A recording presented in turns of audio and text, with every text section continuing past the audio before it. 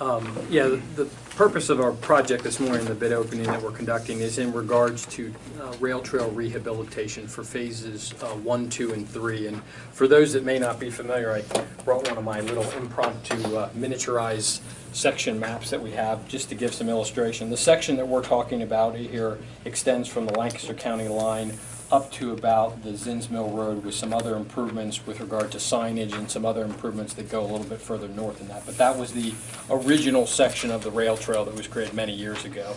And over time, with rain, wear and tear, there's places where the trail has narrowed that we need to basically do our maintenance and rebuild and improve the trail along that section. So we had put in a request with DCNR for funding in the amount of $460,000 for design, construction, inspection.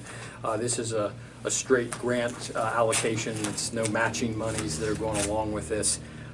These will be done for trail rehabilitation, some ADA access, landscaping, drainage, some kiosk and LVRT signs, some other road signs, and some related improvements at various locations over 8.3 miles of that section of trail. So what we're looking at is with proceeding today with opening and reviewing the bids. That'll take about 30 days to do that review, make sure everything's in order, and then probably somewhere in April with an estimated notice to proceed to move this project ahead. A lot of this is pretty straightforward as compared to our other projects where we're going through a lot of the acquisition and other unknown factors. This is a known quantity, so there's not a lot of things that we're really unsure of. It's just a matter of making improvements where we need them, given that this is the oldest section of the trail. This is 12, 15 years old, this section. John? Yeah, I'm going to go, that's probably, back to the early 2000s, even before that. Some of it, there were small parts of it that had to be restored after Tropical Storm Lee, and there was one Washouts and... Yeah, but other than that, this is a lot of the original surface. Yeah, and most of this obviously is, is different parts of the trail we've chosen to put in certain improvements, like phase 4 up until the Wilhelm Avenue Bridge was done with a hard surface as it took it into the city, to expect that you would have more foot traffic in that section, whereas as you go further south, you're dealing with crushed stone, which over time that there's places where the trail has grown in and it's gotten a little more narrow than it was originally, so we need to clean that out and do some additional improvements. John, will this require any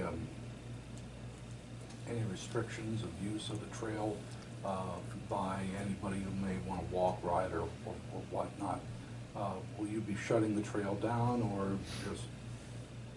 I think for the most part, the use for this portion of the trail, I think it extends probably up till about just north of the Expo Center with regard to foot and ridership and horse traffic. I mean, they can all use that the same. I think what Mark will try to do in part of our contract is make sure that people are aware of when this work is going to happen. Obviously, the sooner we begin this work, the sooner we get into getting it moved ahead before we get into the busy season, when you get into summer and a lot of people are out utilizing the trail in a greater amount.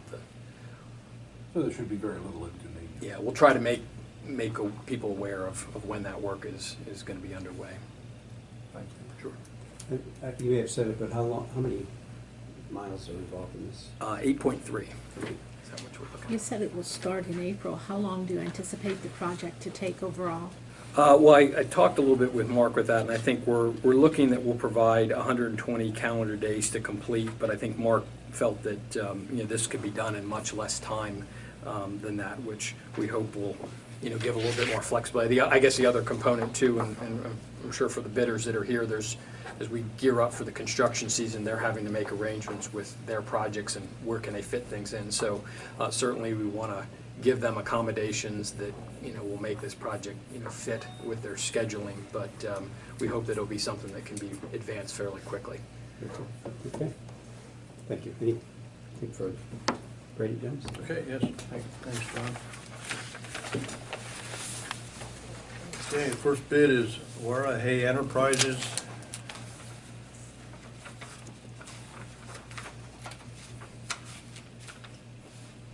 $341,389.99.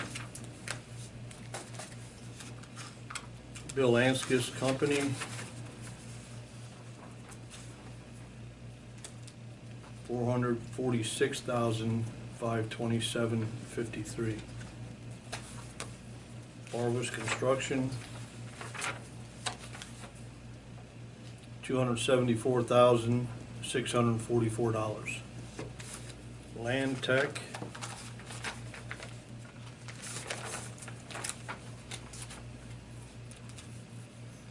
$474,427.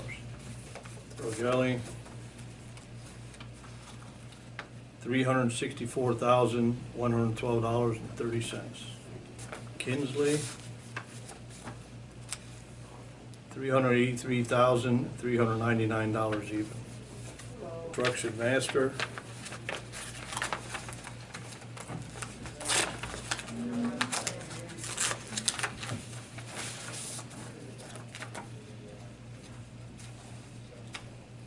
$369,819.10. And the last one is Arthur Pat Unks.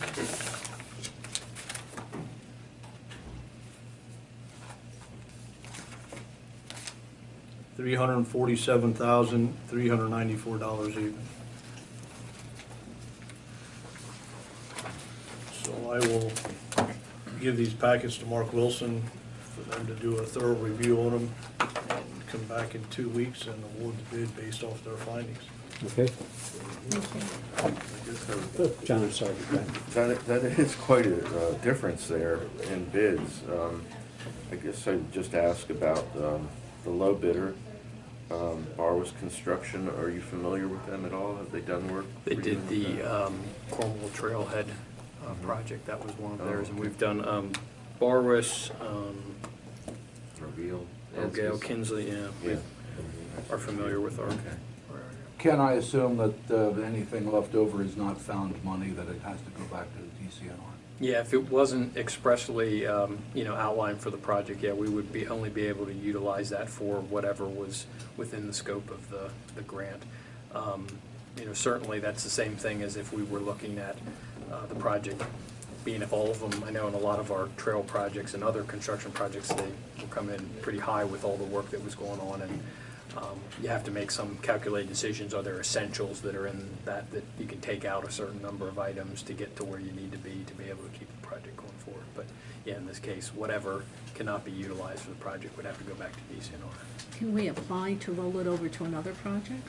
We could talk with Lori and others if there's other needs. I know that question always comes up with Mark when there's other projects that are happening, where can we repurpose? But obviously for each of our projects, those grant monies are given within that scope. So a lot of times when we look at, overlapping needs or things that might be within the same vicinity, we may try to look at making sure that the scope adequately reflects, what we might need to consider should we get a case where, we may have some excess monies.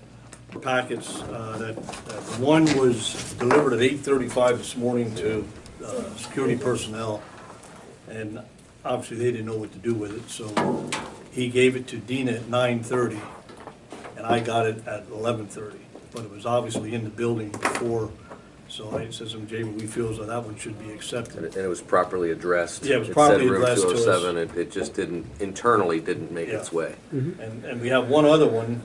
That you did find. I found this in Commissioner Ames' vehicle. Well, actually, this one here was taken to FedEx on the 13th of March. FedEx actually sent it out at 8:30 in the morning of the 14th, but because of the weather, Rutledge did call us, and they were instructed from Wilson to try and get it here as quick as it could. Well, it was already in the process, so we just got it today at 12:44. Yeah. FedEx From delivered FedEx. it from FedEx. Yeah, I don't see how we can penalize. So I think recommendations we accept both of them, and then all I'll do is open them, Yeah. and I'll add them to the list before I send the list out to any other prospective bidders, so they know where we're And I at. think we ought to communicate with the bidders and just say, look, there have been two that were added, and here's why. One was internally didn't make its way here, and the other one by weather, Trapped somewhere. weather-related delivery was I late, have- but the bidder certainly did it, Yeah, I followed had everything? four bidders contacted me. None of them were here this morning. They asked for the results. I told them I was still processing them. I'll get back to them this afternoon. So, So might as well just open them. You're not really convened again, but at least you know, you and laid eyes I'll on give them. you a copy of the updated list when we add these two to them. What is the name? Yeah, this one is WG Land Company. Land? Land, and they're from Champion, Pennsylvania, wherever that's at. I guess that's out somewhere in the western part of the state. I think it is.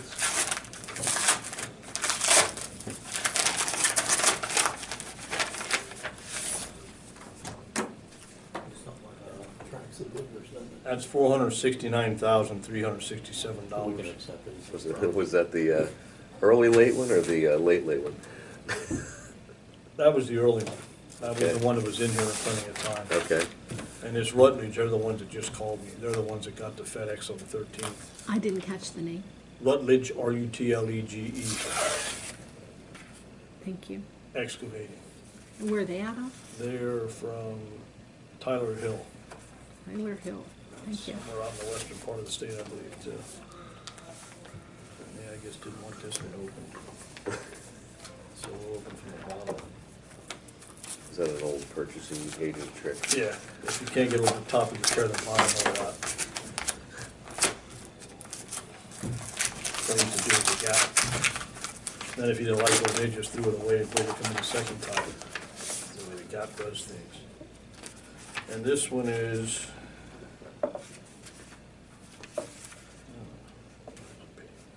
$464,656, so they're both. So actually, there was a 460 group that was tight. Yeah, there was a course, couple of them in They there. probably knew what the grant was. Yeah, How about the 270, whatever it was?